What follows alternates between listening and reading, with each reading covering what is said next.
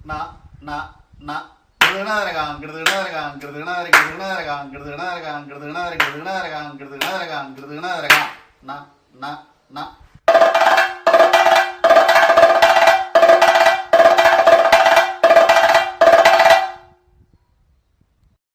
ഈ മേളത്തിൻ്റെതായിട്ടുള്ള ഈ രീതിയിലുള്ള പ്രയോഗങ്ങളും അതിൻ്റെ ഒരു സമ്പ്രദായങ്ങളും സൂചിപ്പിക്കേണ്ടായി. അതിൻ്റെ പഠനവും അധ്യയനവും ഒക്കെ സൂചിപ്പിച്ചു.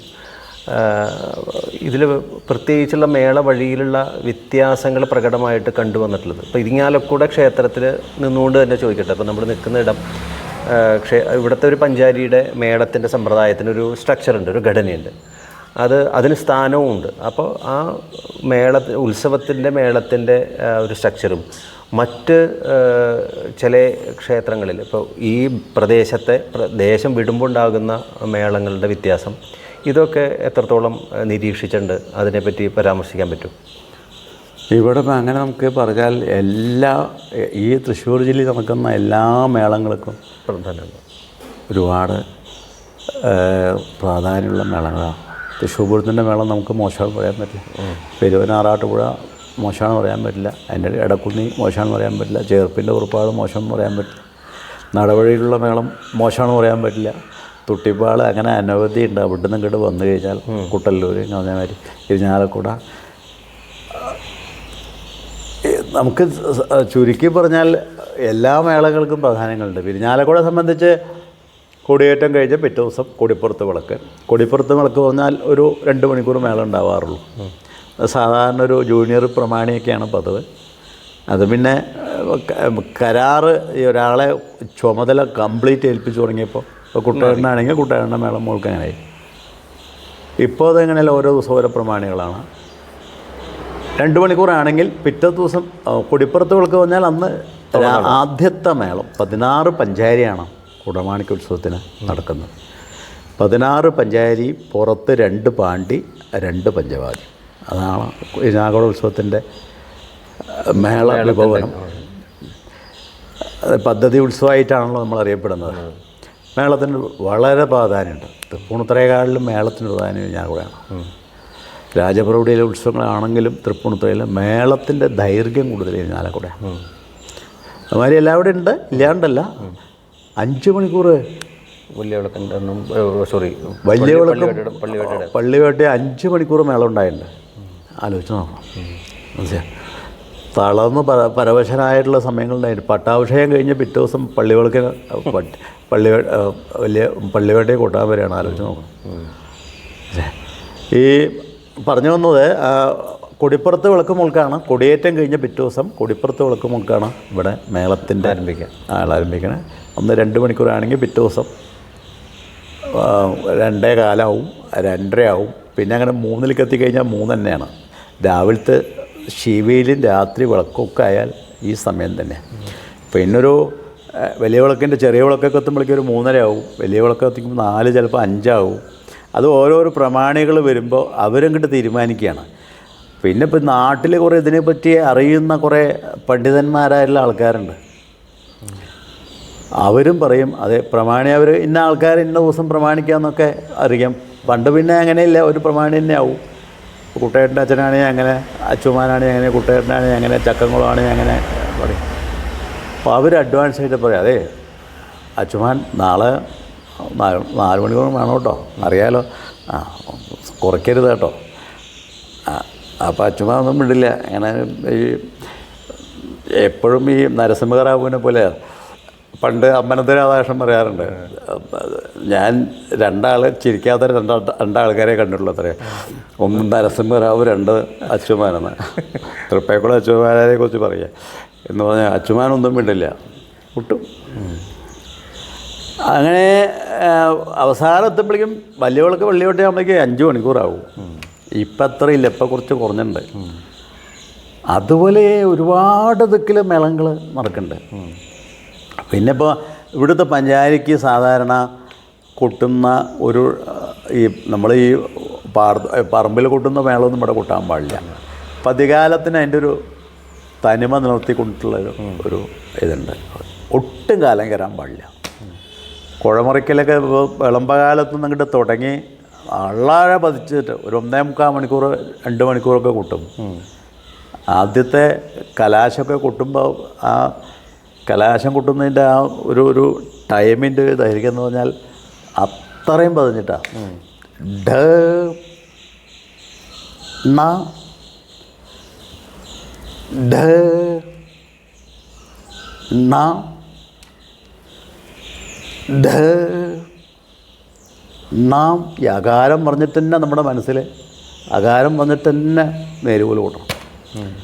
പിന്നെ ആ ഇലത്താളക്കാരുടെ ആ ഒരു ആ ചെലച്ച് പിടിക്കുന്നൊരു സമ്പ്രദായം ഭയങ്കര. ഈ ഭാഗത്തുള്ള ഇലത്താള മുകളിലേക്ക് പിടിക്കില്ല, ചെലച്ച് വെക്കണേ പിടിക്കുള്ളൂ, മുകളിലേക്ക് പിടിക്കാൻ പാടില്ല എന്നാണ് നിയമം. മനസ്സിലായോ? ആ ഒരു ഓരോ കലാശം കഴിയുമ്പോഴും ഒരു ഇഞ്ചായിട്ട് കയറുക. അതിന് കൊള്ളുകാരൻ്റെയും പ്രമാണിയുടെയും ഈ ഇലത്താളക്കാരൻ്റെയും ഈ ബലന്തര പ്രമാണിയും ഒക്കെ സപ്പോർട്ടുണ്ടാവും. ഇതൊന്നും ആരും അറിയില്ല. അവർ തമ്മിൽ ഭയങ്കര അഡ്ജസ്റ്റ്മെൻറ്റാണത്. മനസ്സിലായോ?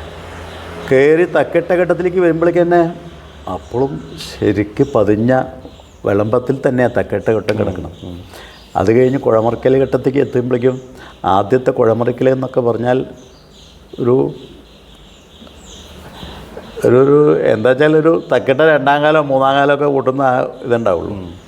അഡം തെറ്റിക്കെട്ട ദക്കത്തറ്റ ഗെട്ടത്തക്ക തെറ്റിക്കെട്ട ദക്കത്തറ്റ ഗെട്ടത്തക്ക നന്ന ഗെട്ട ഗെട്ടത്തക്ക തെറ്റിക്കെട്ട അങ്ങനെയാണ്. അത്രയും പറഞ്ഞിട്ട് അത് അമർത്തിയൊന്നും കൂട്ടില്ല.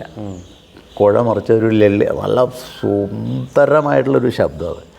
അത് കൈ അത് പാകത്തിന് കൈ അമർത്തി കൂട്ടുക. ഒരു 6-7 കുഴമറിക്കൽ കലാശം കൂട്ടും. അപ്പോഴേക്കും കൂടെ ഒരു പരിധി വരെ കയറുള്ളൂ. മനസ്സിലായോ? അപ്പം നേരുപോലെ കിട്ടുന്നത് തന്നെ ഒരു 4ാമത്തെ എൻ്റെ ഓർമ്മയിൽ 5ാമത്തെ കലാശത്തിനാണ് തക്കെട്ടിയിൽ കടന്നിരിക്കുന്നത്. 4 കലാശം കഴിഞ്ഞ് 5ാമത്തെ തക്കെട്ടിൽ അത് പലവിടെയും ചെയ്യാറുണ്ട്. 5ാമത്തെ കലാശം തക്കെട്ടി കിട്ടും. അതിൽ പിന്നെ കൂടുതൽ പുഴകാർ സമ്മതിക്കില്ല. അത് കഴിഞ്ഞ് തക്കെട്ട ഘട്ടം ഒരു 3 കഴിഞ്ഞ് 4ലേക്ക് കുഴമറിക്കൽ, അത് കഴിഞ്ഞൊരു 6-7 കുഴമറിക്കൽ കലാശം. ഇങ്ങനെ നിൽക്കണം. ആണ് ആ മേളത്തിൻ്റെ ആ ഇത് എല്ലാ ഈ വാദ്യങ്ങളും കൂടി ചേർന്നിട്ടുള്ള ഒരു മിശ്രിതമായിട്ടുള്ള ഇതുണ്ടല്ലോ. അത് നല്ല അതിഗംഭീരമായിട്ടുള്ള വലന്തലകൾ, ശബ്ദം, നല്ല ശ്രവണസുഖമായിട്ടുള്ള വലന്തലയുടെ ശബ്ദങ്ങൾ, ഇലത്താൾ ചെലച്ച് പിടിക്കൽ, അതിനെ പറ്റിയിട്ടുള്ള കൊള്ളുകാർ, എല്ലാം പറ്റിയിട്ടുള്ള താളവട്ടങ്ങൾ കൃത്യമായി ഊതുന്ന ഈ തിസ്രമിശ്ര പ്രയോഗങ്ങളൊന്നും ഇല്ലാത്ത ശരിക്ക് അതെ ഒരേ ഗതിയിൽ ഊതുന്ന കൊമ്പുകാർ. ഗതിവിഗതികളൊന്നും കാണിക്കില്ല. കാരണം കറക്റ്റ് സമത്തിൽ തന്നെ ഊതുന്നുണ്ട്. ഈ പാണ്ടിയിലൊക്കെ ഇപ്പോൾ പലരും പല ഇതൊക്കെ ചെയ്യുന്നുണ്ട്. ഈ കഴിവ് തെളിയിക്കുന്ന ചില പരിപാടികൾ തകർന്നൊക്കെ വെച്ചിട്ട് അതൊന്നും ചെയ്യില്ല, പഞ്ചായത്തൊന്നും ചെയ്യില്ല. അതൊക്കെ കഴിഞ്ഞ് 2ാം കാലത്തിലേക്ക് വരുമ്പോൾ ഏതാണ്ട് ഒരു നമുക്കെൻ്റെ തോന്നുന്നൊരു സുഖമായിട്ടുള്ള ഒരു സുഖമായി തോന്നും. അങ്ങനെ അധികം കാലം കയറില്ല കുളമാണിക്യ ക്ഷേത്രത്തിൽ ഉത്സവത്തിന്. ഒരുത്തിനും കാലം കയറ്റി കൊട്ടാൻ പറ്റില്ല. കാരണം ഇവിടെ ഈ തൂണുകൾ മറിഞ്ഞിട്ട് തന്നെ ഒരു 4-5 വലന്തരക്കാർ നിൽക്കും, ഇലത്താളക്കാരൊക്കെ.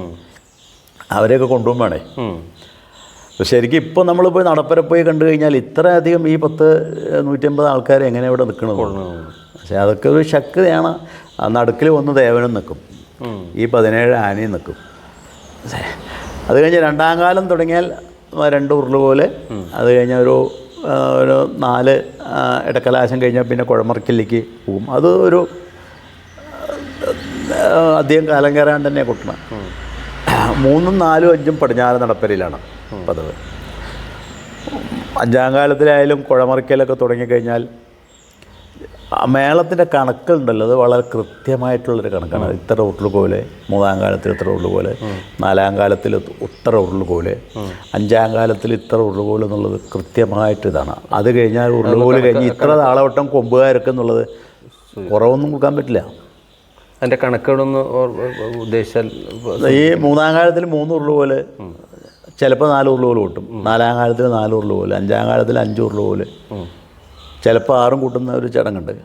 പിന്നെ ഈ താളവട്ടം ഇത്ര താളവട്ടം 2 താളവട്ടം ഊതുക, അത് ഒരു താളമായിട്ട് കുറയ്ക്കാനൊന്നും പറ്റില്ല. 3 താളവട്ടം ഊതുകയാണെങ്കിൽ 3 താളവട്ടം തന്നെ ഊതണം. കുറയ്ക്കുന്ന പരിപാടിയില്ല, കൊമ്പുകാർ സമ്മതിക്കില്ല. മനസ്സിലായോ? സമയമുണ്ടല്ലോ. അപ്പോൾ ഇവിടെ ഈ മതിൽക്കെട്ടിനകത്ത് അങ്ങനെ ചെയ്യാൻ പാടില്ല പറയും. തോന്നിയൊന്നും ചെയ്യാൻ പറ്റില്ല, തോന്നിയത് ഊതാൻ പറ്റില്ല, തോന്നിയ പോലെ കൊട്ടാനും പറ്റില്ല. പഞ്ചായത്ത് കഴിഞ്ഞാൽ വൃത്തിയായിട്ട് രൂപകം കൂട്ടണം, രൂപകത്തിൽ വക കൂട്ടണം. അത് കഴിഞ്ഞ് ചെമ്പട വക, പണ്ട് കൊച്ചി മഹാരാജാവിനെ കാണാൻ വേണ്ടിയിട്ട് അത്ര ചെമ്പട വക. ഇപ്പുറത്തെ തീർത്ഥക്കുളത്തിൻ്റെ ഇപ്പുറത്തൊരു കോവിലൊക്കെ ഉണ്ട്, അവിടെ ഈ ശക്തൻ തമ്പുരാൻ വന്നിരിക്കും അത്ര ഈ ചെമ്പട വക കേൾക്കാൻ. അതും ഇങ്ങനെ ഒരു കഥയൊക്കെ പറയണ്ട, എനിക്ക് ശരിയാണെന്ന് അറിയില്ല. ഈ 3 കായംകുളം രാജാവും കൊച്ചി രാജാവും തിരുവിതാംകൂർ രാജാവും കൂടി ഭരിച്ചിരിക്കുന്ന കാലത്ത് അന്ന് കേമായിട്ട് മേളം നടക്കുന്ന സമയമാണല്ലോ. അപ്പോൾ ഇദ്ദേഹത്തിന് മേളം കേൾക്കാൻ വേണ്ടിയിട്ട് അമ്പലത്തേക്ക് വന്നപ്പോൾ താൻ ഇങ്ങോട്ട് കിടക്കണ്ട, തനിക്കൊരു വേറൊരു കോവിലും കിട്ടിത്തരും, താൻ അവിടെ ഇരുന്ന് കേട്ടാൽ മതി പറഞ്ഞു അത്രേ. തനിക്കിത് കേൾക്കാനുള്ള യോഗ്യത ഇല്ലയെന്നോ എന്താ ബുദ്ധി ഇല്ലയെന്നോ എന്തൊക്കെ പറഞ്ഞു എന്നാണ് പറയുന്നത്. അതുകൊണ്ടാണ് ചെമ്പട വക കൂട്ടുമ്പോൾ അവിടെ ഒന്ന് സ്ഥാനം. അതെ, ചെമ്പട തീർത്ഥക്കുളത്തിൻ്റെ ഭാഗത്താണല്ലോ, ചുറ്റും നിന്നിട്ടാണല്ലോ കൊണ്ട് ചെമ്പട വക. അത് കൊച്ചി രാജാവിനെ കേൾക്കാൻ വേണ്ടിയിട്ടാണെന്നാണ് പറയണം. നമുക്കറിയില്ല എഴുതി. ഞാൻ അച്ഛന്മാരോടൊക്കെ ചോദിച്ചിട്ടുണ്ട്, അപ്പോൾ ആർക്കും അറിയില്ല. കൂട്ടുകാരനോടും ചോദിച്ചിട്ടുണ്ട്. അപ്പോൾ അതങ്ങനെ അവിടെ ചെമ്പട വക എല്ലാവരും കൂട്ടണം. കഴിവുള്ളൊരു വിധം എല്ലാവരും ചെമ്പട വക കൂട്ടും. അത് കഴിഞ്ഞ് ഇവിടെ ചെമ്പട കുട്ടിയങ്ങടെ കലാശം, അതും കാലം കയറാൻ പാടില്ല. ഈ സാധാരണ ഇപ്പോൾ ഈ പരിഹാരം പറ്റ മേളം മറ്റേ മേളം എന്നൊക്കെ കേട്ടില്ലേ, അതുപോലെയൊന്നും പാടില്ല. അല്ല, ചെമ്പട തീരെ കലാശമൊന്നും അധികം കാലം കയറില്ല, എല്ലാവർക്കും അറിയാം. പലവരും കാരണം ദേവനാണല്ലോ റെസ്പെക്റ്റ് കൊടുക്കുന്നത്, മഹാരാജാവാണ് മുകളിലിരിക്കുന്നത്, ഭരതൻ രാജാവിൻ്റെ സങ്കല്പമാണല്ലോ. ഇപ്പോൾ അദ്ദേഹത്തിൻ്റെ മുമ്പിലിരുന്ന് വേഷം കെട്ടുകളൊന്നും കാണിക്കാൻ പാടില്ല, അതുപോലെ ഈ കസർത്തുകളൊന്നും ചെയ്യാൻ പാടില്ല എന്നുള്ള നിയമമൊക്കെയാണെന്ന് പറയും. കാരണന്മാരിൽ ഞാൻ അച്ചുമാൻ പറഞ്ഞു കേട്ടിട്ടുണ്ട്. അച്ചുമാനെ കൂടാതെ ഒരു ആരോ ഇതിങ്ങനെ ഇവിടെ പറഞ്ഞിട്ടുണ്ട്, എനിക്ക് ആരാന്ന് എനിക്കത്ര ഓർമ്മയില്ല. അച്ചുമാന അത്ര അറിവൊന്നുമില്ല ആ കാര്യങ്ങളെക്കുറിച്ച്. നാരകുട്ടിമാരാണോ സംശയം, അതോ ഇനിയിപ്പോൾ വേറെ ഒരു തിരുമേനി നമ്മുടെ മേശാന്തിയുടെ അച്ഛനാണോ എനിക്ക് സംശയം. ആരൊരാളെന്ന് പറഞ്ഞിട്ടുണ്ട്. അപ്പുവാശാനെ കുറച്ചൊക്കെ അറിയാം കേട്ടോ, അതെ. കലാലയത്തിൽ അപ്പുവാശാൻ കഥകളിക്കും മേളത്തിനൊക്കെ കുട്ടികളാണ്. പിന്നെ ഈ മേടത്തിൻ്റെ ഈ ഒരു വഴിയോടൊപ്പം തന്നെ ഇത് പഠനം പഠിപ്പിക്കലുണ്ടായിരുന്നു നേരത്തെ.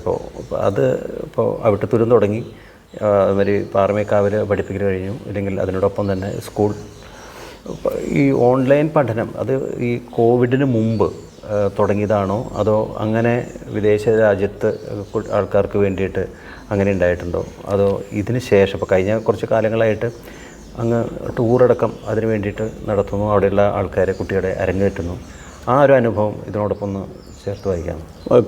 ഞാൻ കോവിഡിന് മുമ്പും തുടങ്ങിയ ക്ലാസ്, എൻ്റെ ഒരു ശിഷ്യനുണ്ട് അമേരിക്കയിൽ, ഒരു രാജേഷ് നായർ വന്നിട്ട്. അദ്ദേഹം ഒരു 10 വയസ്സിൽ എൻ്റെ അടുത്ത് കുട്ടൊക്കെ പഠിച്ച് കൊല്ലംകോട്ടുകാരനാണ്.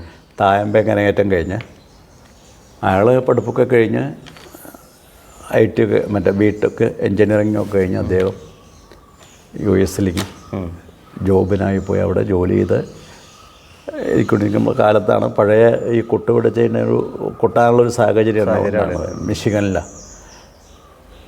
അങ്ങനെയാണ് ഞാൻ ആളായിട്ട് എന്നെ കോണ്ടാക്ട് ചെയ്തിട്ട് പിന്നെ ഞങ്ങൾ തമ്മിലൊരു ക്ലാസ് തുടങ്ങി. അത് കോവിഡ് കാലത്ത് കുറച്ച് ഊർജിതമായി. അതിന് മുമ്പ് തന്നെ ഞാൻ യാത്ര തുടങ്ങി. ഓക്കെ, അതായത് കലാനിലയത്തിൽ ഡ്യൂട്ടി ഉള്ളപ്പോഴും അവിടുന്ന് ലീവ് എടുക്കുക. അതെ, ലോസപ്പയിൽ യാത്രകളൊക്കെ കംപ്ലീറ്റ് അനവധി യാത്രകൾ ചെയ്തിട്ടുള്ള മുഴുവൻ. അതിപ്പോൾ കലാമണ്ഡലത്തിലായാലും എവിടെയായാലും ലോസപ്പയിൽ തന്നെ പോകണമെന്നുണ്ടല്ലോ. NOC ഒക്കെ വാങ്ങിച്ചിട്ട് നമ്മൾ പോവാറ്. ആ സമയത്താണ് ക്ലാസ്സുകൾ കൂടുതലും ചെയ്തിരുന്നത്. പിന്നെ യാത്രകളായിട്ട് അവിടെ പോയിട്ട് ക്ലാസ്സും പരിപാടികളും. പിന്നെ അവിടെ അമേരിക്കയിൽ ധാരാളം ക്ഷേത്രങ്ങളുണ്ടല്ലോ. നമ്മുടെ ഇവിടെ ഉള്ള മാതിരി തന്നെ അവിടെയുണ്ട് ക്ഷേത്രങ്ങൾ. ഇപ്പോൾ ഗൾഫിലുണ്ട് ഇല്ലേ? ഗൾഫിലുണ്ട്, കുറേ ശിഷ്യന്മാരുണ്ട്, അവിടേക്കും പോകാറുണ്ട്. ധാരാളം പരിപാടികൾക്കൊക്കെ പോകാറുണ്ട്, പറ്റുന്നവിടേക്കൊക്കെ പോകാറുണ്ട്. നമ്മളങ്ങനെ ഒരു പ്രതിഫലമൊന്നും ആരെടുത്തൊന്നും ഇന്ന് വരെ എൻ്റെ ജീവിതത്തിൽ ഞാൻ ഒരാളോടും റുപ്യ വേണമെന്നൊന്നും ഞാൻ പറഞ്ഞിട്ടില്ല. വിദേശ യാത്രകൾ കഴിഞ്ഞ എത്ര വർഷമായിട്ടുണ്ട്? ഇപ്പോൾ കുറേ കൊല്ലങ്ങളായിട്ട് ഒരു 10 വർഷത്തിന് മേലെ. 10 അല്ല, അതിൽ കൂടുതലായി. അല്ലാതെ നമുക്ക് കളിയായിട്ടും പോയിട്ടുണ്ടല്ലോ. കുഴപ്പമില്ല, എന്തായാലും അതൊരു വലിയൊരു അനുഭവങ്ങളാണ്. എന്തായാലും ഇപ്പോൾ ഇതുമായിട്ട് ബന്ധപ്പെടുത്തി ചോദിക്കാനുള്ള പ്രധാനപ്പെട്ട മറ്റൊരു വിഷയം, ഇപ്പോൾ മേളത്തിനോടുള്ള അഭിനിവേശം, കലാമണ്ഡലം ഇവിടെ പോലുള്ള സ്ഥാപനങ്ങളിൽ പഠിക്കൽ, കഥകളിയുടെ പിന്നാലെ നടക്കൽ, ഒപ്പം മേള കലാകാരനാവുന്നു, വലിയ വലിയ ആശാന്മാരുടെയും ഇല്ലെങ്കിൽ മാരന്മാരുടെ ഒപ്പം കൂട്ടുന്നു. ഇതിനോടൊപ്പമാണ് സംഘാടനം എന്നുള്ള രീതിയിൽ കലാമണ്ഡലം ശിവദാസാശൻ വേറിട്ട് നിൽക്കുന്നത്. പല കലാകാരന്മാരും ഉന്നതര കലാകാരന്മാരെയും നമ്മൾ കണ്ടിട്ടുണ്ട്. പക്ഷേ സംഘാടന മികവ് അത് ഒരു വർഷമോ ഒരു തവണയോ ഒരു ഇവൻറ്റും അല്ല. കഴിഞ്ഞ ഒരു 10-18 വർഷമായിട്ട് നിങ്ങൾ ജനിച്ചു വളർന്ന നാട്ടിനോടുള്ള ആ വലിയൊരു ഗന്ധർവ കലാകാരനോടുള്ള ഇഷ്ടം കൊണ്ടായിരിക്കാം പല്ലാവൂർ എന്താ പറയുക അപ്പന്മാരെ ഇവിടെ ആഘോഷിക്കപ്പെടുക. അത് പല്ലാവൂർ അല്ലെങ്കിൽ ദേശീയ താളവാദ്യ മഹോത്സവമായിട്ട് അതിനെ വികസിപ്പിക്കുക. ഒപ്പം തന്നെ അച്ചുമാന് ട്രിബ്യൂട്ട് കൊടുക്കുന്ന പോലെ അത് ബന്ധിപ്പിക്കുക. ഇതൊക്കെ കഴിഞ്ഞൊരു 10-18 വർഷങ്ങളായിട്ട് കണ്ടുവരുന്ന ഇരിങ്ങാലക്കുട ഗ്രാമത്തിൽ നിന്ന് തന്നെ അത് വാദ്യലോകത്ത് മുഴുവൻ ചർച്ചയുമാണ്. കാരണം ഒരു കലാകാരൻ കലയിൽ ജീവിക്കുകയോ അല്ലെങ്കിൽ പ്രവർത്തിക്കുന്നത് മാത്രമല്ല, കലയ്ക്ക് വേണ്ടി തിരിച്ചെന്തെങ്കിലും കൊടുക്കുക എന്നുള്ള ഒരു സന്ദേശം കൂടിയും അരങ്ങുകൾ അതിനുവേണ്ടി ഉണ്ടാക്കുക എന്നുള്ളതും കൂടി ഇതുണ്ട്. അപ്പോൾ ഇങ്ങനെ ഈ ഒരു പ്രചോദനം എവിടെ നിന്ന് കിട്ടി? എന്താണ് അതിൻ്റെ ഇത്ര വിപുലമായിട്ട് നടത്താനും? അത് ചില ഘട്ടങ്ങളിലൊക്കെ സംസ്ഥാന ഗവൺമെൻറ്റിൻ്റെ സഹായവും ഇല്ലെങ്കിൽ അവരുടെ കൂടി വലിയൊരു രീതിയിൽ അത് സാധിക്കുന്നുണ്ട്. ഒരു 5-6 ദിവസം നീണ്ടു നിൽക്കുന്ന തായമ്പകോത്സവങ്ങൾ നടന്നിരിക്കുക. തായമ്പക മാത്രമല്ല, അതിനനുസാരിയായിട്ട് മറ്റുള്ള കലകളും, കുമ്പുപറ്റായിക്കോട്ടെ, മറ്റുള്ള എന്താ പറയുക ബ്രാഹ്മണിപ്പാട്ടടക്കം ഞാൻ അവിടെ അങ്ങനത്തെ അരങ്ങിൽ കണ്ടിട്ടുണ്ട്. അപ്പോൾ ഇത് ഈ ഒരു സംഘാടന മികവ് അതെങ്ങനെ ശിവദാസ് എനിക്ക് ഈ കലയോടുള്ള പ്രത്യേകിച്ച് കുട്ടികളോടുള്ളൊരു ഇപ്പോൾ കഥകളിയായാലും മേളയായാലും തായമ്പയായാലും അതൊരു ഭ്രമം, ഭയങ്കര ഭ്രമമാണ്. ചെണ്ട എന്ന് പറഞ്ഞാൽ നമുക്ക് നമ്മുടെ കുട്ടികളെ പോലെയാണ്. എന്നും ഞാൻ രാവിലെ ആദ്യം കണി കാണുന്നത് ചെണ്ടയാണ്. കലാകാരന്മാരെ സഹായിക്കുക എന്നുള്ളത് എനിക്ക് എൻ്റെ ഗുരുനാഥൻ മോൾക്ക്, കുഞ്ചുമണി മാരാരും മോൾക്ക്, അവരെയൊക്കെ ആ ദയനീയമായിട്ടുള്ള സാമ്പത്തികം ഇല്ലാത്തതിൻ്റെ ഒരു വിഷമങ്ങൾ എനിക്ക് എൻ്റെ കയ്യിൽ കുറച്ച് സാമ്പത്തികം വന്നപ്പോൾ എനിക്ക് മനസ്സിലായിട്ടുണ്ട് ആ കാലഘട്ടങ്ങളൊക്കെ. പല്ലാവൂരപ്പന്മാരാർ അതിനൊരു കാരണക്കാരനായിരുന്നു മാത്രം. അദ്ദേഹം മരിച്ച സമയത്ത് അദ്ദേഹത്തിൻ്റെ കൂടെ കുറേ കാലം നടന്നതിൻ്റെയും അദ്ദേഹം മരിച്ച സമയത്തൊക്കെ ആദ്യവസാനമായിട്ട് അവിടെ ഉണ്ടാവുമല്ലോ. അത് കഴിഞ്ഞ് കൊല്ലങ്കോട്, പല്ലശ്ശേന, പല്ലാവൂർ ഭാഗത്തൊന്നും എന്നെ സംബന്ധിച്ച് ഇങ്ങനെ എന്തെങ്കിലും ഒരു കലാകാരനെ സ്മരണ നടത്തിക്കൊണ്ട് ചെയ്യാനുള്ളൊരു വിഭാഗം ആൾക്കാർ അന്നില്ല. ഇന്നുണ്ടോ എന്ന് എനിക്കറിയില്ല. ഉണ്ടെങ്കിലും പല്ലശ്ശേനയിൽ മാത്രമേ ഉള്ളൂ. അതിപ്പോൾ അമ്പലമായിട്ട് ബന്ധപ്പെട്ടിട്ടാണ്, വേറും ഇല്ല എന്നുള്ളത് എനിക്ക് മനസ്സിലായിട്ടുണ്ട്. അങ്ങനെയാണ് ഞാൻ ഈ രംഗത്തേക്ക് ഉപ്പമാരാരുടെ സ്മരണ നടത്തിക്കൊണ്ടൊരു സമിതി ഇവിടെ രൂപീകരിക്കലും ഒരു 16-17 കൊല്ലം. അതിൽ കൂടെ പ്രധാനമായിട്ടും ഈ അന്യം നിന്ന് പോയ കലകളെ അവർക്കൊരു ഒരു പുനർജീവൻ കൊടുക്കലും നിലവിലുള്ള തായമ്പകമാരുള്ള ഇത്യാദി കലകൾക്ക് എന്തെങ്കിലും ഒരു വേദി വളർന്നു വരുന്നവരും ഈ അധികം പല വിഭാഗത്തിൽപ്പെട്ട ആൾക്കാരുണ്ട്, മതത്തിൽപ്പെട്ട ആൾക്കാരുണ്ട്. അവർക്ക് അവരുടെ കഴിവുകൾ പ്രചോദിപ്പിക്കാനുള്ള ഒരു സ്റ്റേജ് കൊടുക്കൽ, എല്ലാ കലകളെയും ഒരു വാദ്യോത്സവമായിട്ടാണ് നമ്മൾ ചെയ്തത്. അതിനോടൊപ്പം കലാകാരന്മാരെ സഹായിക്കൽ, ഒരു എല്ലാവരുടെയും അവാർഡുകളാണല്ലോ, പുരസ്കാരങ്ങൾ. ആ പേരിൽ തന്നെ നമ്മൾ ഗുരുദക്ഷിണ പുരസ്കാരം, അച്ചുവമാരാർ മരിച്ചപ്പോൾ അദ്ദേഹത്തിൻ്റെ പേരിൽ പുരസ്കാരം, പല്ലാവൂരപ്പന്മാരുടെ പേരിൽ ഗുരുസ്മൃതി അവാർഡ് വന്നിട്ട് 30,000 രൂപയും അതും. പിന്നെ ഈ അടുത്ത കാലത്തായിട്ട് പത്മിനി പുരസ്കാരം 1,00,000 രൂപ അങ്ങനെ കൊടുക്കുന്നുണ്ട്. അത് കലാകാരന്മാർക്ക് മട്ടന്നൂരിന് പെരുവനന്തപുരത്ത് കൂട്ടേട്ടനായിരുന്നു പ്രഥമ പുരസ്കാരം, ശങ്കരേട്ടൻ്റെ മകൻ ശ്രീരാജനായിരുന്നു അതിൻ്റെ യുവ പുരസ്കാരം. അതിപ്പോൾ കുറച്ച് കൊല്ലമായിട്ട് അത് കൊടുക്കണ്ടേ. സത്യം പറഞ്ഞാൽ ഇവിടുന്ന് ഞങ്ങളെ ആദരിക്കാത്ത കലാകാരന്മാരില്ല.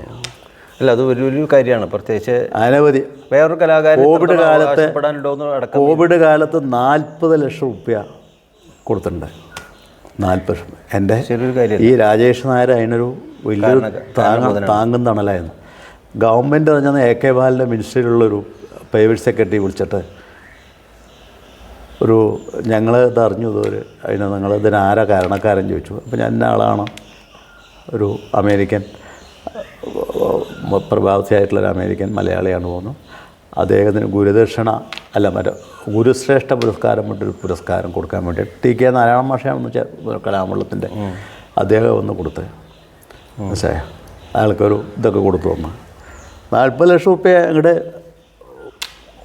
എണ്ണിത്തരികയാണ്. അത് കഴിഞ്ഞാൽ ഒരു കഥകളി ഉണ്ടായിരുന്നു, കഥകളി കലാകാരന്മാരെ കൊടുക്കാൻ ഒരു ഗംഭീര പഞ്ചവാദി നടത്തി, മേളം നടത്തി, അതിന് സ്പെഷ്യൽ കാശ് വേറെ. കാരണം കൊട്ടാതെ കൈ ധരിച്ചിരിക്കുന്ന ഒരുപാട് കലാകാരന്മാരുണ്ട്, അവർക്കൊരു വേദി. അല്ല, കോവിഡിൻ്റെ സമയത്ത് കിറ്റ് കൊടുത്തതൊക്കെ ഓർമ്മയുണ്ട് കൃത്യമായിട്ട്? കിറ്റ് കൊടുത്തതേ ഒരുപാട് കിറ്റ് കൊടുത്തു, ഒരുപാട് വീട്ടിൽ കൊണ്ട് കൊടുക്കുകയായിരുന്നു. രാവിലെ തൊട്ട് ഒരാഴ്ച വണ്ടി എടുത്ത് കിറ്റ്, ഓണക്കാലത്ത് 10 കിലോൻ്റെ കിറ്റാണ്. ഒരുപാട് അതൊരു എല്ലാം കൂടി പറഞ്ഞു കഴിഞ്ഞാൽ ഒരു 75 ലക്ഷം റുപ്യോളം ചിലവാക്കിയിട്ടുണ്ട്. ഞാൻ ശമ്പളം കിട്ടിയ കാശൊക്കെ ഞാനൊരു വിധം കൊടുക്കലായിരുന്നു. അങ്ങനെയായിരുന്നു. പക്ഷേ നമുക്കന്ന് വേറെ ഈ കഞ്ഞിയും ചമ്മന്തിയിലാണ്, വേറൊന്നും വേണ്ടല്ലോ. സത്യമായിട്ടുള്ള കാര്യം ഞാൻ പറയണം, എനിക്കതുകൊണ്ട് ഒരു വിഷമം ഉണ്ടായിട്ടില്ല. പക്ഷേ ഒരു ബുദ്ധിമുട്ടുണ്ടായിട്ടില്ല.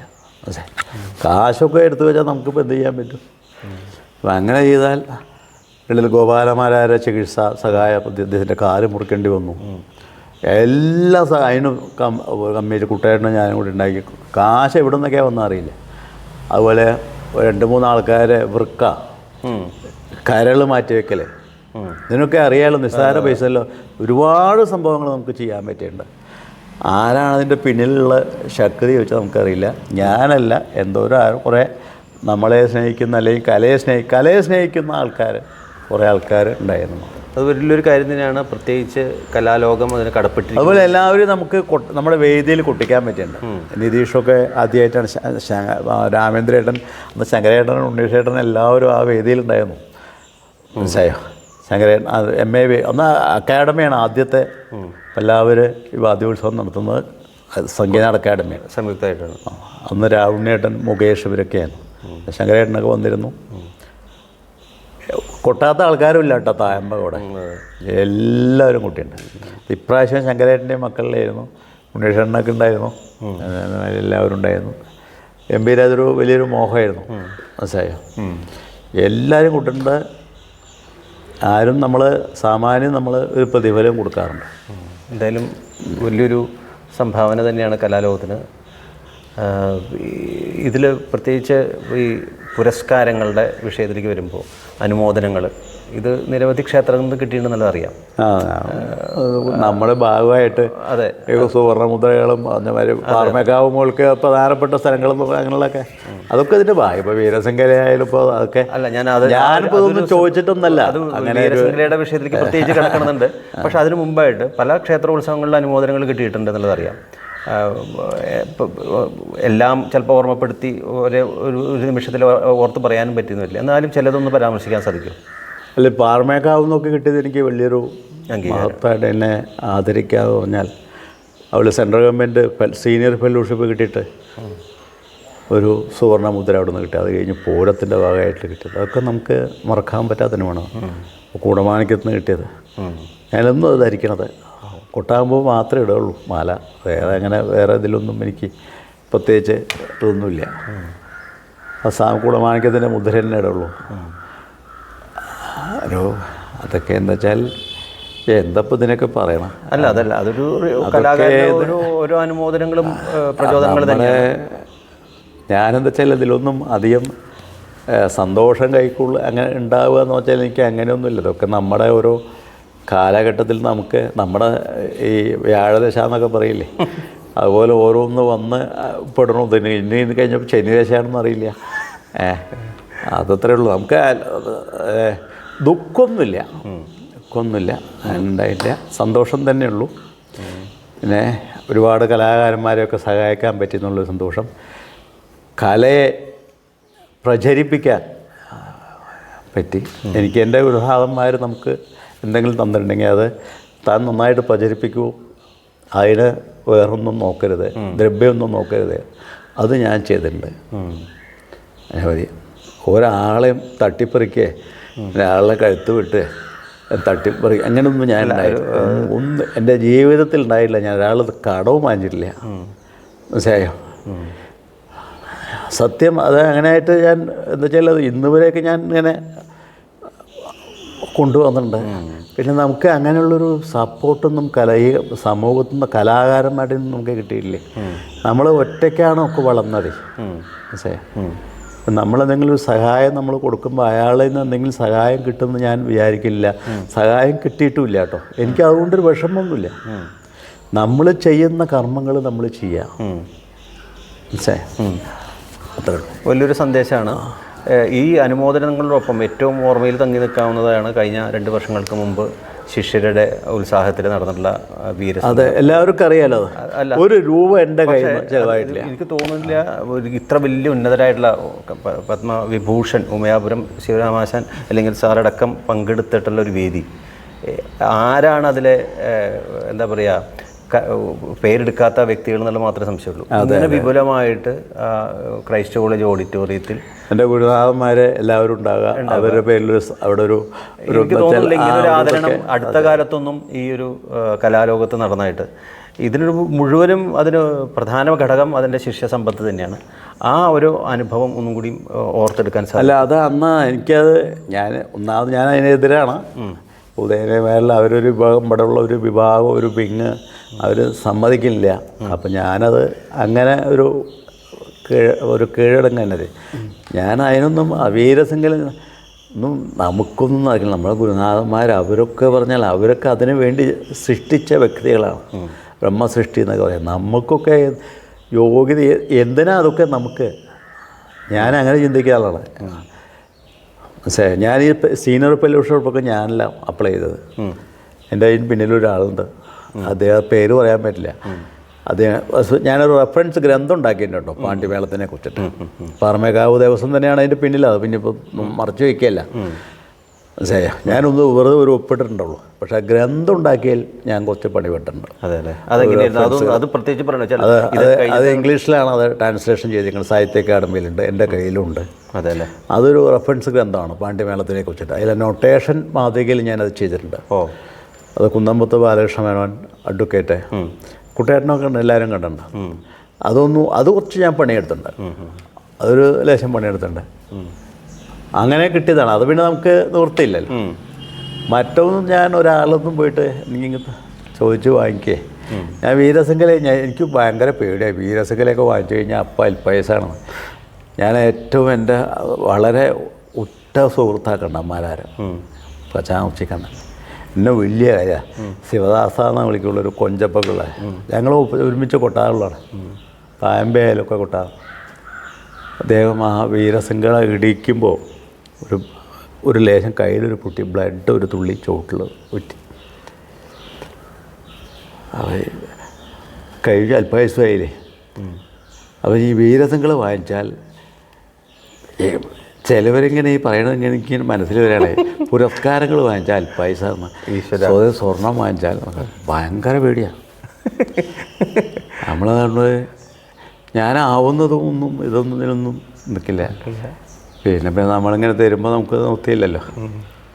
എന്തായാലും അതൊന്നും ഞാൻ അതിലൊന്നും ഞാൻ ആ ഒരു ഇതിലേക്ക് പോയിട്ടില്ല. എനിക്ക് താല്പര്യമില്ലാത്തൊരു കാര്യമാണ്. ഇതിപ്പോൾ അവരെല്ലാവരും കൂടി എന്നെ ഇങ്ങോട്ട് പിടിച്ച് കെട്ടിയ പോലെ, ഒരു ചക്രവ്യൂഹത്തിൽപ്പെട്ട പോലെ. പിന്നെ ഇതിനെ എല്ലാവരും എന്ത് വേണമെങ്കിലും ചെലവേനായിട്ട് ഒരു ഭാഗത്ത് കുറേ നമ്മളോട് താല്പര്യമുള്ള കുറച്ച് ഒരു സമൂഹം ശിഷ്യന്മാരോ എന്ന് പറഞ്ഞാൽ ചെറിയ കാര്യമല്ല, ഒട്ടുമില്ല. അപ്പോൾ അത് 80 ലക്ഷം 90 ലക്ഷം എന്നൊക്കെ പറഞ്ഞാൽ നമുക്ക് ചിന്തിക്കാൻ പോലും വയ്യ. അത് കഴിഞ്ഞിട്ട് പിന്നെയും 6-7 ലക്ഷം രൂപ ബാക്കിയാണ്. അത് ആ വർഷത്തെ ഈ വാദ്യോത്സവത്തിന് ആ ഫണ്ട് മുഴുവൻ വിനിയോഗിച്ചു. എന്നിട്ടും ബാക്കിയായി. എന്നിട്ടും 10 പേർക്ക് ഗുരുദക്ഷിണ പുരസ്കാരം കൊടുത്തു. എന്നിട്ടും ബാക്കിയായി. ഈ അടുത്ത കാലത്ത് മരിച്ച കീനൂര് മണികണ്ഠൻ എന്ന് പറയും, എഴുത്താളക്കാരൻ പയ്യനെ, എൻ്റെ ശിഷ്യനാണ്.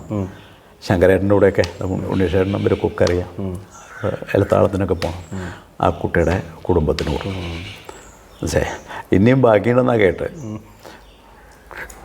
അപ്പം അതൊക്കെ എന്താ വെച്ചാൽ നമ്മുടെ കഴിവൊന്നുമല്ല. അത് ഈ പറഞ്ഞ മാതിരി അവരങ്ങനെ ചെയ്യണം, ഇത്രയേ ഉള്ളൂ. നമുക്ക് അതിലൊന്നും ഒരു റോളും ഇല്ല. ഞാൻ അഹങ്കരിക്കണമില്ല, ഒന്നുമില്ല.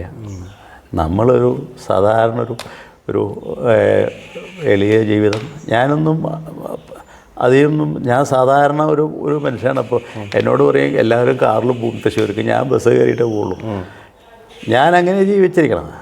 കാറില്ലാണ്ടില്ല ഞാൻ. എനിക്ക് അതാ സുഖം. കുളിച്ച അമ്പലത്തിൽ കുളത്തും പോയി കുളിച്ച അമ്പലത്തിൽ തൊഴിലാ പറഞ്ഞാൽ അതിൻ്റെ സുഖം വേറെയല്ലേ. ഞാൻ ആവശ്യമില്ലാതെ പുറത്ത് പോയി ഒരു ചായ കുടിക്കുക അങ്ങനെ ഒന്നും അങ്ങനെ ഒരു പ്രത്യേക ഒരു ചിലവുമില്ല, ഒന്നുമില്ല. എങ്ങനെ ജീവിച്ച് പോകണം സുഖമായിട്ട്. ഈ പറഞ്ഞ മാതിരി ഏതൊക്കെ വിദേശ രാജ്യങ്ങളിൽ പോയിട്ടുണ്ട്? ഒരു വിധമെല്ലാം ഓർമ്മയിലുള്ളത് പറയും. ജർമ്മനി പോയിട്ടുണ്ട്, ഫ്രാൻസ്, ലണ്ടൻ ഇതൊക്കെ പോയിട്ടുണ്ടല്ലോ ഒരുവിധം. യൂറോപ്പിൽ ഒരുവിധം പോയിട്ടുണ്ട്, അമേരിക്കയിൽ പോകാത്തല്ല ഒരുവിധം എല്ലാ സ്റ്റേറ്റിലും പോയിട്ടുണ്ട്. ആദ്യ വിദേശയാത്ര ഏത് വർഷമായിരുന്നു? ആദ്യ വിദേശയാത്ര ഏത് വർഷമായിരുന്നു? ആദ്യം ഞാൻ ശ്രീലങ്കയിലേക്ക് 28 ദിവസോത്സവം. അതെ. ഒരു മുനീശ്വരൻ എന്ന് പറഞ്ഞിട്ടുള്ള ശിവാലയങ്ങളിലെ 5 ശിവാലയങ്ങളിൽ 4 ശിവാലയങ്ങൾ ശ്രീലങ്കയിലാണ്. രാവണൻ നിർമ്മിച്ച ക്ഷേത്രം എന്നാണ് പറയാം. അവിടെ 28 ദിവസം ഉത്സവം. അവിടേക്കാണ് ഞാൻ ആദ്യം പോകുന്നത്. അത് കഴിഞ്ഞിട്ട് പിന്നെ യാത്രകൾ ഞാൻ. അപ്പോൾ ലോകായ ലോകം ഇല്ലെങ്കിൽ വിദേശ പര്യടനങ്ങളിൽ ഈ ചെണ്ട എന്ന് പറയുന്ന ഒരൊറ്റ വാദ്യം. അതെ, KPC ഭാഷ പറഞ്ഞ മാതിരി ശവാരീകരിക്കുന്നില്ലല്ലോ പോയി.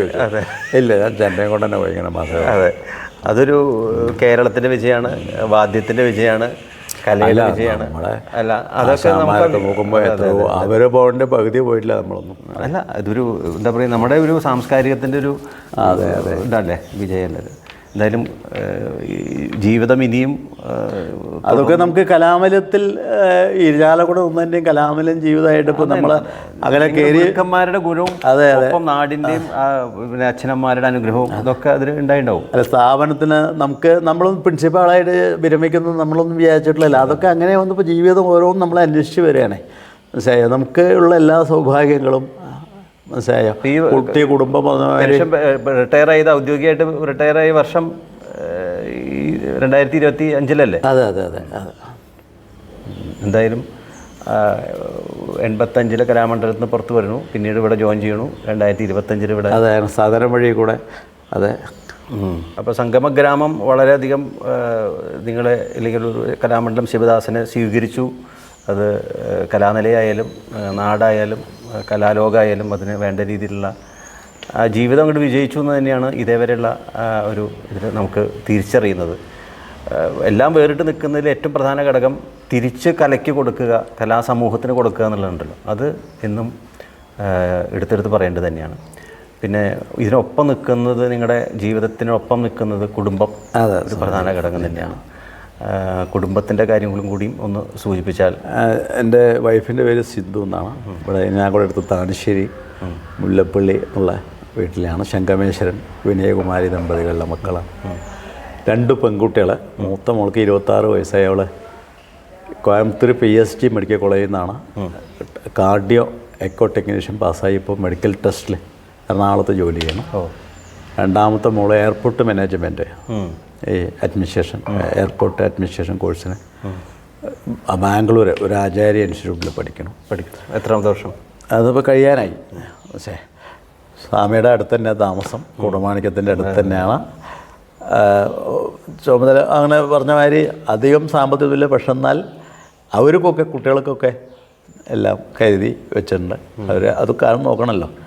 പിന്നെ എൻ്റെ ജീവിതത്തിനിടയിൽ എനിക്ക് ഒരുപാട് ധനനഷ്ടങ്ങൾ ഉണ്ടായിട്ടുണ്ടെങ്കിലും എൻ്റെ ഭാര്യയെ സംബന്ധിച്ചൊന്നും അന്വേഷിക്കാറൊന്നുമില്ല. എന്തിനാ ഈ കാശ് കൊണ്ടുപോകണം മറ്റൊന്നും നല്ല കാര്യത്തിലാണെന്ന് അവർക്കറിയാം. ഒരാളെ സഹായിക്കാൻ അല്ലെങ്കിൽ വേറെ എന്തെങ്കിലും സൽക്കർമ്മത്തിനാണ് എന്തെങ്കിലുമൊക്കെ അറിയാറുണ്ട്. അതുകൊണ്ട് അവർ ഭയങ്കര സപ്പോർട്ടായിരുന്നു. അതുകൊണ്ട് എനിക്ക് ദോഷമൊന്നും ഉണ്ടായിട്ടില്ല. ഒരു ആരോഗ്യ പ്രശ്നങ്ങളൊന്നുമില്ല. അത്രയും പ്രായമായിട്ടൊന്നും അങ്ങനെയൊന്നുമില്ല. സുഖമായിട്ട് ജീവിച്ച് പോകണം. അപ്പോൾ എന്തായാലും ഇനിയും ആ കലാജീവിതം വളരെ സമ്പുഷ്ടമാവട്ടെ, വർണ്ണാഭമാവട്ടെ. ഇനിയും കലോത്സവങ്ങളും താളോത്സവങ്ങളും മേളങ്ങളും ഒക്കെ നടത്താനും കലാ സമൂഹത്തിനും വലിയൊരു രീതിയിലുള്ള സംഭാവന നടത്താറാവട്ടെ. എന്തായാലും ഉണ്ണീഷേട്ടൻ്റെ ഈ ഒരു ചാനലിന് വേണ്ടിയിട്ട് ഇത്രയും നേരം സംസാരിക്കാൻ, കലാമണ്ഡലം ശിവദാസനുമായിട്ട് ഇത്ര നേരം വളരെ വ്യക്തിപരമോ സമൂഹമോ ഇല്ലെങ്കിൽ ആ കലാജീവിതത്തിൻ്റെ മറ്റ് മേഖലയിൽ കൂടെ സഞ്ചരിക്കാൻ അത് വലിയൊരു സർക്കിളാണ് സാധാരണ ഒരു കലാകാരൻ്റെ. അല്ല, എനിക്കും വളരെ സന്തോഷമുണ്ട് രമേശനമാരി ഒരാളെ അതിനെ തിരഞ്ഞെടുക്കുക എന്നൊക്കെ പറയുമ്പോൾ കലകൾക്ക് വേണ്ടി മാത്രം ജീവിച്ചൊരു വ്യക്തിയാണ് ഞാൻ. ഇത്രയും കാലങ്ങളായിട്ട് എൻ്റെ ഒരു കളിക്കൂട്ടുകാരനെന്ന് തന്നെ വേണമെങ്കിൽ പറയാം, അല്ലാന്ന് പറയാൻ പറ്റില്ല. അമ്മയായിട്ടുള്ള അച്ഛനായിട്ടും ഞാൻ വരുന്ന കാലത്തും മോൾക്ക് എനിക്കറിയാവുന്ന ഒരാളാണ്. അതുപോലെ ഈ കാലങ്ങൾ അത്രയും കലയ്ക്കും കലാകാരന്മാർക്ക് വേണ്ടി ജീവിക്കുക, ആ രമേശനെ തന്നെ ഇതിനെ തിരഞ്ഞെടുക്കുക, എല്ലാം ഗുരുകടാക്ഷം. അത് എത്ര പറഞ്ഞാലും ഞാൻ അത് ഇപ്പോഴും എൻ്റെ ആദ്യം പഠിപ്പിച്ച ഗുരുനാഥൻ കുഞ്ചുമണി മാരാർ, പൊതുവാളാശാൻ, മന്നാടാശാൻ, അച്ചുണ്ണിപ്പ് വാളാശാൻ, വാരണാസിയാശാൻ, ബലരാമാശാൻ, ഉണ്ണീഷേട്ടൻ, വിജയേട്ടൻ, അപ്പു ആശാൻ, കുഞ്ചുണ്ണേട്ടൻ. ഇതൊന്നും എനിക്ക് എൻ്റെ ജീവിതത്തിൽ ഈ പേരുകളൊന്നും നമുക്ക് മാച്ചുകളയാൻ പറ്റാത്തതാണ്. ഇവരെയൊക്കെ നിത്യം സ്മരിക്കുന്നുണ്ട്. അതിൻ്റെയൊക്കെ ഒരു പ്രചോദനമാണ്, അതിൻ്റെയൊക്കെ ഒരു എനർജി അതുകൊണ്ട് എനിക്ക് ഉള്ളത്. ഇത്രയൊക്കെ പ്രായമായി ഇനിയിപ്പോൾ എത്ര കാലം ജീവിച്ചിരിക്കണമെന്ന് നമുക്കറിയില്ല. നാളെ മരിക്കുകയാണെങ്കിലും സന്തോഷമുള്ളൂ. അല്ല, നമ്മൾ ചെയ്യേണ്ടതെല്ലാം ചെയ്തു. എൻ്റെ മക്കളുടെ 2 കുട്ടികളുടെ എല്ലാവരും കല്യാണങ്ങളും കഴിഞ്ഞില്ലാതെ മാത്രമേ ഉള്ളൂ. നടക്കട്ടെ. അപ്പോൾ ഭഗവാന്റെ കൂടമാണിക്യത്തിൻ്റെ അനുഗ്രഹം എന്നും ഉണ്ടാവട്ടെ. അതെ, ശരി, സന്തോഷം. എല്ലാവർക്കും പ്രത്യേകിച്ച് സന്തോഷം. വായ്ത്താരി ഉണ്ണീഷേട്ടൻ്റെ നേതൃത്വത്തിൽ ഇത് നടക്കുന്ന ഈ കളിമേള സഞ്ചാരം അല്ലെങ്കിൽ ഇടന്തല